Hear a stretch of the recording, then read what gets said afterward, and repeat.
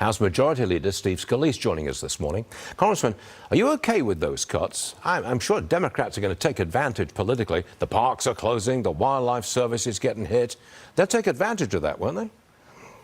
Well, Stuart, first of all, it's Democrats who are closing the government down right now. And if you go back to previous shutdowns under President Obama actually closed down all of the federal parks.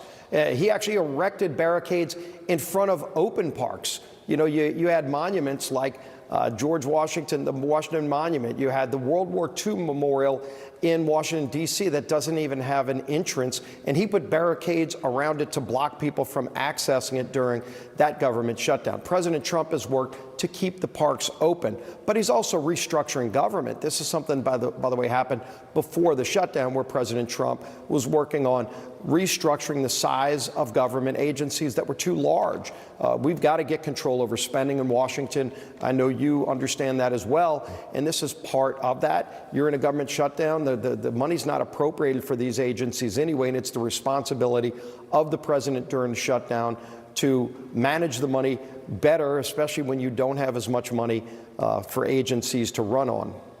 Congressman, the media is really going after Trump for his renovations on the White House. Just watch this.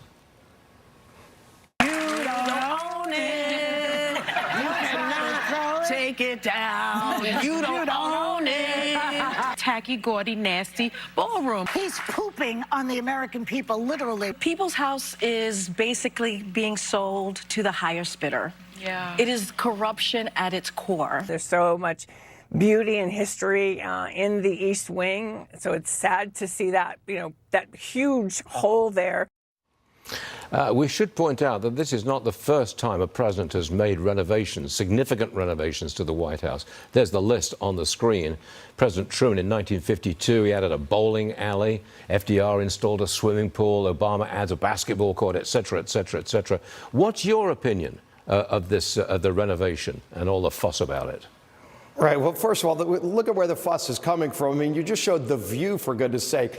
I mean, those women show up every day, and if President Trump wakes up with a pulse, they're angry. They're always angry, and they've always shown hatred towards Donald Trump, no matter what he does. When he solves world peace in the Middle East, they're angry because Trump did it. And so that's no surprise. Look, as you pointed out, previous presidents added the Oval Office. The West Wing itself was an add-on to the original building, and nobody's complaining about that. And look at what Trump is adding on. He's adding on a ballroom for things like state dinners. Stuart, I've been to state dinners before under presidents going back to President Obama, President Trump, President Biden.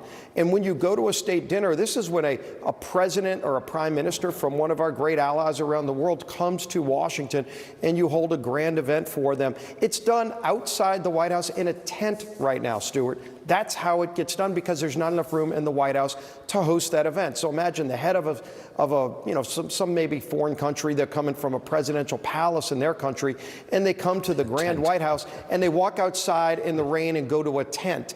That's what President Trump is renovating, adding a ballroom. That's going to be a grand place that only for maybe 2 years he gets to enjoy, but every president after President Trump will be able to enjoy and host events appropriately in this new ballroom. And paid for by private funds as well. And paid for privately. Yeah, let's see if any of those hosts go to any events at the new ballroom, because it's going to be beautiful. The White House is going to look even more beautiful after it's completed, and they'll still hate President Trump, even though they'll say how nice it is.